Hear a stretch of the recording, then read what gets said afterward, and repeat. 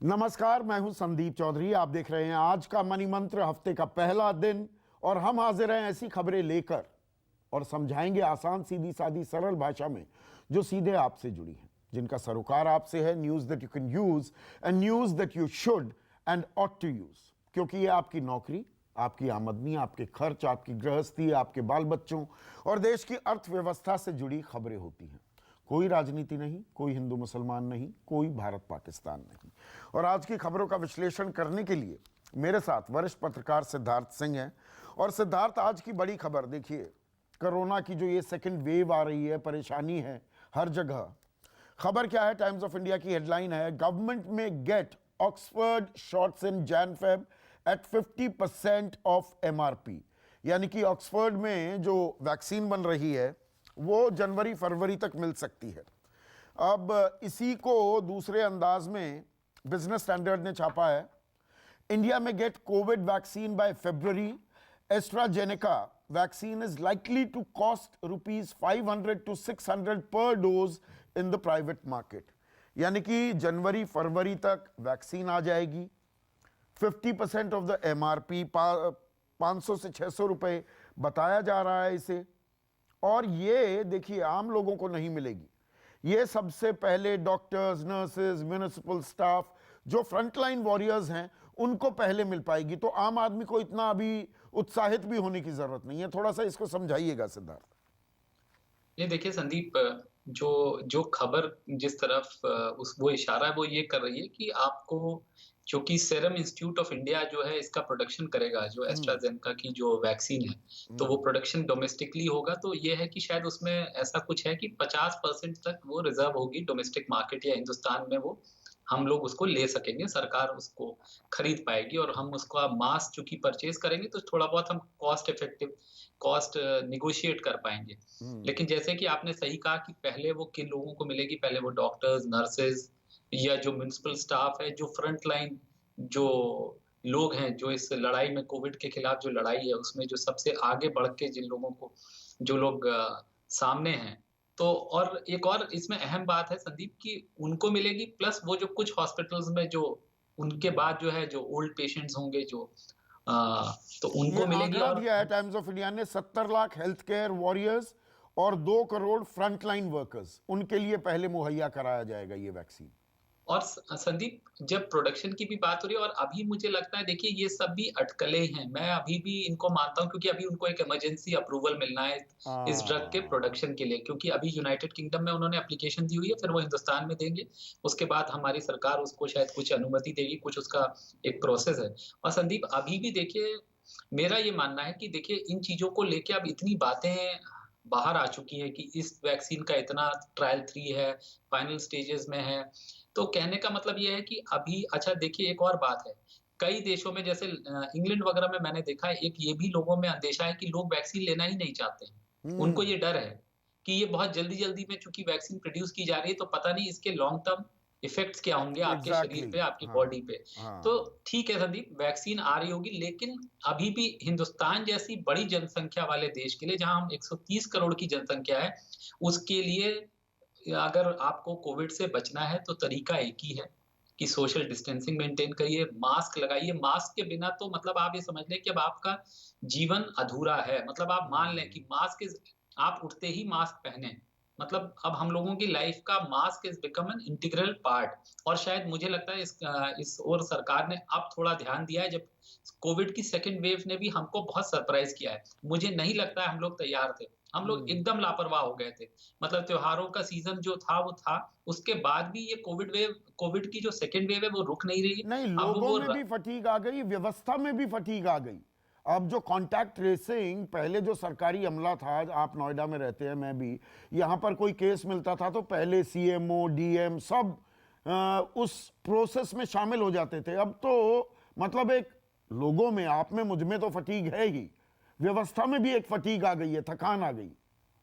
हाँ बिल्कुल ठीक है, क्योंकि मतलब आप रोज-रोज अगर एक ही तरह का काम करते हैं ना, तो फिर वो आपकी रोज़मर्रा की जीवन का पार्ट बन जाता है। तो मतलब वो एक नॉर्मल लाइफ़ का पार्ट हो गया था। तो और उसके साथ-साथ क्या हुआ कि हमने बाकी चीज़ों को भी दुरुस्त किया। मतलब हमने ये भी कहा कि भाई आम जनजीवन जो है, जो अस्त-व्यस्त हो गया था लॉकडाउन में, उसको भी हमें नॉर्मल पटरी पे लाना है, लोगों को रोज़गार देना है। तो बाकी चीज़ों पे भी लोगों का ध्यान उतना ही बँट गया। जो एडमिनिस्ट्रेशन था, जो भी इस काम में, इस लड़ाई में जो लोग लगे हुए थे, तो शायद वो भी एक कारण था। लेकिन अब तो जब ये मोटी सेकंड बात वेव यह आया है। है, वैक्सीन के सहारे उसको लेकर अभी उत्साहित होने की जरूरत नहीं है। आ भी जाएगा जनवरी फरवरी में, तो वो 70 lakh health care workers, 2 crore frontline warriors को दिया जाएगा। दरअसल देश में 50 से 60 करोड़ डोजेस की जरूरत है। 25 से 30 करोड़ जनसंख्या जिस पर संक्रमण का कोई ना कोई असर है, तो अभी वो बहुत दूर की कौड़ी है। साथ में एक और चीज पर थोड़ा विश्लेषण कीजिएगा। भारत बायोटेक जो हमारी देसी कंपनी है, उसका भी कोवैक्सीन, उसको शायद इमरजेंसी नॉड मिल जाए, पर आपने जो वो रेड फ्लैग किया है, कितने लोग उसे लेने को भी तैयार होंगे, ये भी सवाल है कि जी इमरजेंसी नॉड, ये हबड़ा दबड़ी में तो नहीं बनाकर वैक्सीन दे दिया गया। नहीं, बिल्कुल ठीक बात है। वो जो कोवैक्सीन की बात है संदीप, मुझे लगता है जो अभी प्रेज़ेंट ट्रायल्स चल रहे हैं, ऑक्सफोर्ड हो, एस्ट्राज़ेनेका है या फाइज़र है। फाइज़र तो ख़ैर हमारे लिए है नहीं, शायद हमारे सत्तर अफ़ोर्डेबिलिटी के अस्सी बाहर है। माइनस 70-80 की स्टोरेज हाँ, फैसिलिटी चाहिए, जी। जो हमारे तो पास वो है तो नहीं।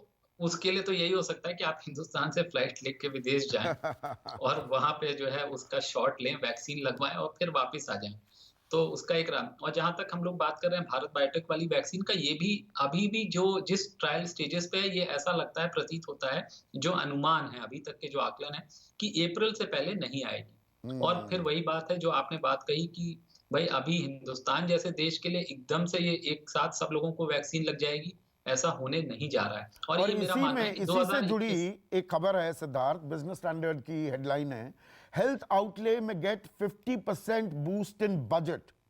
यानी कि अगले साल का जो बजट है, और इस बार शायद शीतकालीन सत्र ना हो, ये भी खबरें हैं, उसको क्लब कर दिया जाए बजट सत्र के साथ ही।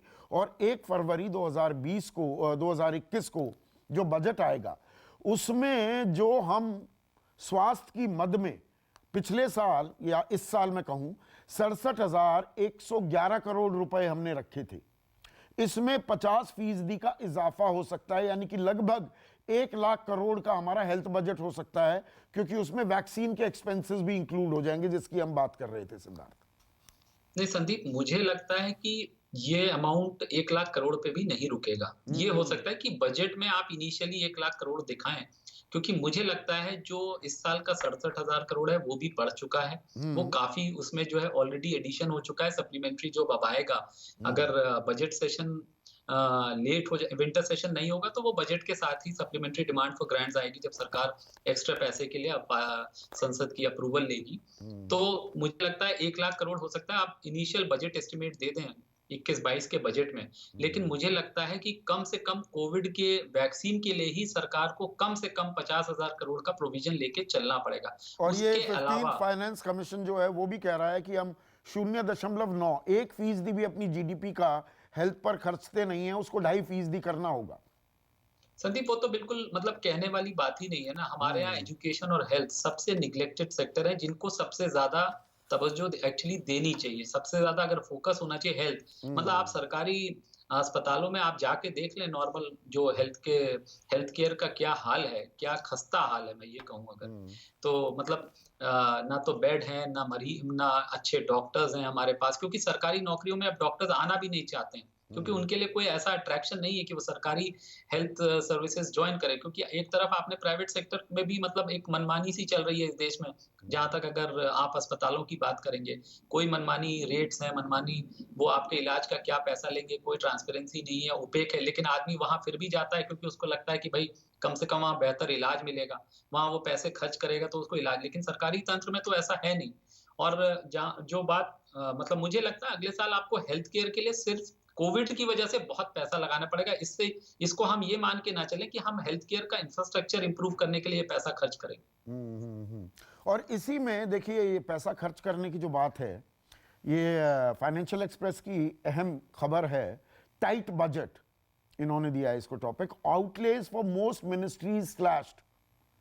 यानी कि ज्यादातर जो मंत्रालय हैं, और इसमें बहुत ही अहम मंत्रालय जैसे प्रधानमंत्री गरीब कल्याण, अन्न, रोजगार योजना जो हैं, ये तमाम चीजों में बजट लगातार घटाए जा रहे हैं। जो ये फिगर्स दिए हैं यहाँ पर, HRD 31%, जो बजट एस्टिमेट का 31%, fisheries and animal husbandry 28%, skill में 30%, social justice 29%, tribal affairs 30%, women and child development 31%।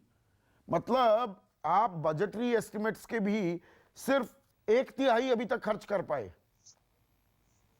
नहीं संदीप, देखिए जब कोविड 19 आया था और लॉकडाउन हुआ था, उसके बाद जो सरकार ने कुछ कदम उठाए थे, उसी दौरान उसने कुछ जो non essential departments, non essential ministries के लिए एक गाइडलाइंस निकाली थी कि आप अपने बजट का इतना ही पैसा इन मिनिस्ट्रीज को, कुछ मिनिस्ट्रीज को उसमें चुना गया था, चिन्हित किया गया था कि आप इतना ही खर्च करेंगे, और क्योंकि बाकी पैसा आपको कोविड-19 से निपटने के लिए डाइवर्ट करना था संदीप।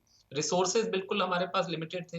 मतलब या तो ये था कि हम एकदम किसी भी जाके मतलब बाजार से एक सीमा के बियॉन्ड जाके जो है हम या तो कर्ज उठाते, या फिर हमारे पास जो अवेलेबल रिसोर्सेज थे, कुछ बाजार से हमने कर्ज उठाया, 4 लाख करोड़ बाजार से रेज किया, या फिर हम आरबीआई से पैसे लेते। तो हमने इसलिए क्या किया कि जो नॉन एसेंशियल डिपार्टमेंट से मिनिस्ट्रीज थे, उनके उनके बजट को काटा, उनको सीमित किया, और इस पैसे को हेल्थ के लिए मूव किया, या आपको मनरेगा वगैरह जैसी स्कीम्स के लिए मूव किया, जो लोगों को फ्री अनाज दिया जा रहा है, एग्रीकल्चर को सपोर्ट किया। तो ऐसी स्कीम्स के लिए, या लेबर जो ईपीएफ वगैरह में कंट्रीब्यूशंस जो नए एम्प्लॉयज के लिए सरकार ने सपोर्ट किया, तो इस तरह से कई ऐसी स्कीम्स लाई जिनको इस समय पे ज्यादा जरूरत थी पैसे की। जैसे एचआरडी वगैरह है, ठीक है, देखिए अभी नॉर्मल स्कूल्स वगैरह भी बंद थे, तो जो उनके इंफ्रास्ट्रक्चर वगैरह, वो आप अगर उनको अभी ना मेंटेन करें, ना उनपे जो है उनको पैसे खर्च करें, तो वो काम चल जाएगा, क्योंकि अभी ज्यादातर जो है काम अभी भी ऑनलाइन ही हो रहा है। तो ऐसे सेक्टर्स थे जिनमें जो है आपको कटौती करना जरूरी था, वो मतलब उसके बाद आपके पास कोई उपाय नहीं था। पर यहाँ पर एक और देखिए, ये दरअसल सरकार के लिए भी एक कैच-22 है। पैसा है नहीं, और पैसा बचा कर भी रखना है। अभी हमें मालूम नहीं कोरोना संक्रमण कितना और फैल सकता है, कब फिस्कल आप स्टिमुलस दें ना दें।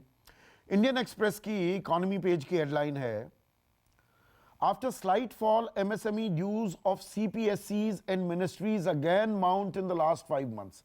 आसान सरल भाषा में बताता हूं, जो हमारा MSME लघु सूक्ष्म उद्योगों का जो धंधा है, वो सरकार से काम उनको मिलता है, मिनिस्ट्रीज का काम मिलता है, और जो हमारे पब्लिक सेक्टर एंटरप्राइजेज हैं, सेंट्रल पब्लिक सेक्टर एंटरप्राइजेज, उनसे भी काम मिलता है। 4 लाख करोड़ रुपए अभी बकाया हैं सरकार को। 25 मंत्रालय हैं, 79 PSEs हैं, 4 लाख करोड़ रुपया देना है अभी MSMEs को। तो इनको पुश कैसे मिलेगा सिद्धार्थ? संदीप, एक तो देखिए अब एमएसएमई की डेफिनेशन में बहुत बड़ी तादाद में इंडस्ट्री, बड़े संख्या में अब इंडस्ट्री कवर हो जाती है। 99% MSME में आ गए अब। हाँ, तो अब संदीप एमएसएमई और नॉर्मल में मतलब डिस्टिंग्विश सही करना बात है। भी, ये भी एक मिसनॉमर है। मुझे लगता है उसको हमें बोलना चाहिए कि उद्योग या इंडस्ट्री के मतलब इतने पैसे बकाई है। हाँ, अब या तो वो क्लासिफिकेशन उस तरह से कर दें कि भाई मतलब, या जो रिपोर्ट जिसने भी लिखी कि बहुत छोटी इंडस्ट्रीज कितनी थी जो जिनका मतलब जो उनका बिजनेस जो है साइज, वो 2 करोड़ 5 करोड़ बहुत छोटे साइज की। तो चलिए एक, और जहां तक दूसरी बात आपने कही कि देखिए कुछ ये होता है कि देखिए एक स्टेज है, उन्होंने कुछ सप्लाई किया होगा माल, कई बार एमएसएमई की तरफ से भी बिलिंग में लेट होता है, कई बार जो है सरकार की तरफ से उसके क्लियरेंसेस में डिले होता है, और इस समय एक नॉर्मल डिले भी है। हालांकि सरकार की तरफ से ये कहा जा रहा है कि साहब हम, चूंकि इस समय ऐसा टाइम है जबकि हर इंडस्ट्री को पैसा चाहिए ताकि वो और अपना प्रोडक्शन कर पाए, तो हमारी तरफ से भी हम पुश कर रहे हैं कि बिल्स जो है पेंडिंग ना रहे। एक दूसरा क्या होता है संदीप, मुझे एक और बात लगती है कि चाहे हमारे और आपके बीच में अगर हम आप भी बिजनेस करें, आप कई बार मुझे बिल देंगे, मैं उससे सहमत नहीं होऊंगा, तो कई बार क्या होता है, ये बिल में डिले इसलिए भी होता है। आपने जो बिल अमाउंट मुझे बिल किया है जिस अमाउंट के लिए, शायद मेरे और आपके बीच में वो सहमति नहीं है उस अमाउंट को लेके भी। तो कुछ कारण ये भी हो जाता है। लेकिन कुछ एक और अहम खबर है, ये बात आपने समझाई, यही इंडियन एक्सप्रेस के इकोनॉमी पेज की खबर है। देखिए, जब भी आपदा आती है तो आपको एक मौका भी देती है कुछ आउट ऑफ द बॉक्स करने के लिए। लेकिन यहां पर क्या हो रहा है, 437 infra projects show cost overruns of 4.37 lakh crore. 447 infrastructure projects हैं, आधारभूत ढांचे के हमारे जो प्रोजेक्ट्स चल रहे थे, 4,37,000 करोड़ की कॉस्ट ओवररन्स हो गए हैं। यानी कि आप 100 करोड़ की कोई चीज बना रहे थे, वो और बढ़ गई हैं कॉस्ट ओवररन्स। अब 4,37,000 करोड़ हमें एक्स्ट्रा खर्च करने पड़ेंगे क्योंकि ये प्रोजेक्ट हमने टाइम पर पूरे नहीं किए। देखिए संदीप, बहुत इंपॉर्टेंट बात आपने रेज की। हम लोग बहुत दिन से, पिछले 5-6 महीने से आप इतने शोज करते हैं, इतनी रोज आप इतने लोगों से बातचीत करते हैं, बार बार ये बात आती है कि मतलब इंफ्रास्ट्रक्चर के प्रोजेक्ट्स को गति देने की जरूरत है, उनमें निवेश बढ़ाने की जरूरत है, उनको जल्दी से इम्प्लीमेंट करने की जरूरत है। और इम्प्लीमेंटेशन हिंदुस्तान का एक बहुत बड़ा ग्रे एरिया है। हमेशा से हम लोग इस पे, मतलब हम लोग जो है इस पे वांटिंग पाए गए हैं। हमारी बहुत बड़े पैमाने पे हिंदुस्तान में जो है उसको ग्राउंड पे इम्प्लीमेंट करना, किसी भी प्रोजेक्ट को, इंफ्रास्ट्रक्चर हो चाहे वैसे भी कोई प्रोजेक्ट हो, हमारे यहाँ डिले बहुत एक नॉर्मल चीज है। हाँ, टेंडर ने तो संदीप, आप जो हम लोग रोज ये बात कर रहे हैं ना कि डिमांड कहाँ से आएगी, अगर आप जो ये प्रोजेक्ट्स हैं, हम लोग नए प्रोजेक्ट्स की बात कर रहे हैं, हम तो ये कह रहे हैं, जब आप ये बोल रहे हैं कि 4,37,000 करोड़ का केवल कॉस्ट ओवररन है, तो मतलब ये एग्जिस्टिंग इंफ्रास्ट्रक्चर प्रोजेक्ट बड़े बड़े, मतलब इसकी कॉस्ट बहुत ज्यादा होगी। मैं मान के चलता हूँ कि ये 4,37,000 करोड़ का मतलब है कम से कम 20-30 लाख करोड़ के प्रोजेक्ट्स ऑलरेडी चल रहे हैं इम्प्लीमेंटेशन स्टेज पे। अगर हम इन्हीं को गति देते हैं, इन्हीं को बढ़िया से अगर हम इनको इम्प्लीमेंट कर पाए, तो मुझे लगता है नॉर्मल जो है इकोनॉमी में थोड़ी जो है गतिविधियां दिखेंगी हमको, जो और ये सरकार की रिपोर्ट डिमांड। है, ये कोई प्राइवेट रिपोर्ट नहीं है। Ministry of statistics and programme implementation की रिपोर्ट है, ये सरकार मान रही है। और नहीं, देखिए, हम बिल्कुल ठीक चीन बात के है। बारे में बहुत कुछ कहते हैं। मैं आज से 15 साल पहले गया था और वहाँ पर प्रोजेक्ट्स, वहाँ पर मैंने बल्कि अपनी रिपोर्ट में कहा था कि इनकी नेशनल बर्ड लगता है क्रेन है। हर जगह क्रेन्स लगी हुई थी, काम चल रहा था। और मैंने वहाँ पूछताछ करने की कोशिश की, और वहाँ पर प्रोपेगेंडा बहुत होता है, ट्रांसलेटर मेरे साथ चल रहे थे। मैंने बाकी लोगों से भी जानने की कोशिश की, एक प्रोजेक्ट भी कॉस्ट ओवररन का शिकार नहीं था, एक भी। अगर 31 दिसंबर को कोई प्रोजेक्ट पूरा होना है तो अमूमन वो 30 नवंबर को पूरा हो चुका होता था। यही हाल दुबई में है। दुबई में आपको अगर जो टाइम दिया गया है वो नहीं बनाया तो वो पूरी की पूरी बिल्डिंग ही उड़ा देंगे, वो पूरा नुकसान आपको उठाना पड़ेगा। और हमारे यहां पर ये मतलब आदत बनी हुई है जो आपने कहा। और संदीप, हमारे यहाँ एक प्रॉब्लम और है, मतलब मेरे यहाँ, हमारे यहाँ हम लोगों के यहाँ अकाउंटेबिलिटी नहीं है कहीं पे भी। हाँ, और वो अकाउंटेबिलिटी केवल प्रोजेक्ट इंप्लीमेंटर के साथ नहीं है संदीप, पूरा सिस्टम वैसा है। हाँ, भाई अगर आप कोई प्रोजेक्ट बनाने चले, कोई प्रॉब्लम आ गई, आप कोर्ट चले गए या किसी, आप चले गए डिस्प्यूट रेजोल्यूशन, तो कहीं पे भी संदीप ऐसा नहीं है कि चरणबद्ध हो या टाइम बाउंड हो। चाहे वो कोर्ट हो, मतलब चाहे वो एक पब्लिक एडमिनिस्ट्रेटर हो, तो हर जगह मतलब ये, मतलब बहुत इसमें मेजर अपहीवल वो की कहते हैं जरूरत ना, है। मतलब आईएसटी जो हमारा इंडियन स्टैंडर्ड टाइम नहीं है, इंडियन स्ट्रेचेबल टाइम है। यहाँ कितना भी स्ट्रेच कर लीजिए। बिल्कुल ठीक कह रहे हैं। हाँ, अब एक और खबर है, और ये खबर देखिए छिपी हुई है, सिर्फ इंडियन एक्सप्रेस ने इकॉनमी पेज पर छापी है और कहीं इसका जिक्र भी नहीं है। और हम भी, मैं एक न्यूज़ चैनल का हिस्सा हूँ, ब्रॉडकास्ट में भी कहीं ये खबर अभी नहीं आई है। ये भी बनेगी बड़ी खबर अभी, ऐसा ही चला तो। खबर क्या है? Petrol diesel prices rise for third straight day. अब फिर से पेट्रोल और डीजल के वो 10-20 पैसे 25 पैसे, हमेशा ऐसा ही होता है, लेकिन अब 3 दिन हो गए पेट्रोल और डीजल के दाम फिर से बढ़ने लगे। जी बिल्कुल, क्योंकि कच्चे तेल के जो दाम है अभी थोड़ा सा उनमें इजाफा हुआ है, और उसी का ये, मतलब मुझे लगता है इफेक्ट है कि डोमेस्टिक मार्केट में भी पेट्रोल और डीजल की कीमतें बढ़ाई जा रही हैं। ऑलरेडी टैक्सेस बहुत ज्यादा हैं। डीजल की तो और कीमत 81 पैसे बढ़ गई है। अब बहुत से लोग कहेंगे 81 पैसे भी चर्चा कर रहे हो। नहीं संदीप, 81 पैसा इंपॉर्टेंट इसलिए है डीजल के लिहाज से, क्योंकि ऐसे टाइम पे जब आपकी महंगाई ऑलरेडी बहुत ज्यादा है, इन्फ्लेशन ऑलरेडी ज्यादा है, पिछले 10 महीने से हम देख रहे हैं फूड प्राइसेस, फूड इन्फ्लेशन खासकर, और उसका ट्रांसपोर्ट, किसी भी गुड्स का या खाने पीने के चीज, किसी भी चीज का जो ट्रांसपोर्ट होती है इन्हीं बड़ी गाड़ियों से, और जहाँ पे वो डीजल प्रयोग होता है, तो अगर डीजल की कीमतें बढ़ती हैं तो वो सीधे सीधे हमारे आपके उपभोक्ता के ऊपर उसका भार आता है। और वैसे भी मतलब मुझे लगता है सरकार ने कोविड के बाद बहुत ज्यादा टैक्स बढ़ाया था पेट्रोल डीजल पे, और अब अगर सरकार कह रही है कि कलेक्शन थोड़े बेहतर हो रहे हैं, चीजें अब आप चाहे कितना भी कोविड बढ़ रहा है, लेकिन इकोनॉमिक एक्टिविटी तो थम नहीं रही है। तो मुझे लगता है कहीं न कहीं सरकार को भी कुछ राहत अब लोगों को दे देनी चाहिए थोड़ी बहुत। तो आज की खबरों का आसान, सीधी सादी, सरल भाषा में विश्लेषण करने के लिए सिद्धार्थ आपका बहुत बहुत शुक्रिया। आज का मनी मंत्र में बस इतना ही। नमस्कार, मैं हूं संदीप चौधरी। अगर आपको यह वीडियो पसंद आया हो तो इसे लाइक और शेयर जरूर करें, और हां, हमें सब्सक्राइब और फॉलो करना ना भूलें, ताकि आप देश और दुनिया की कोई खबर मिस ना करें। तो जुड़िए हमारे साथ और देखते रहिए News 24।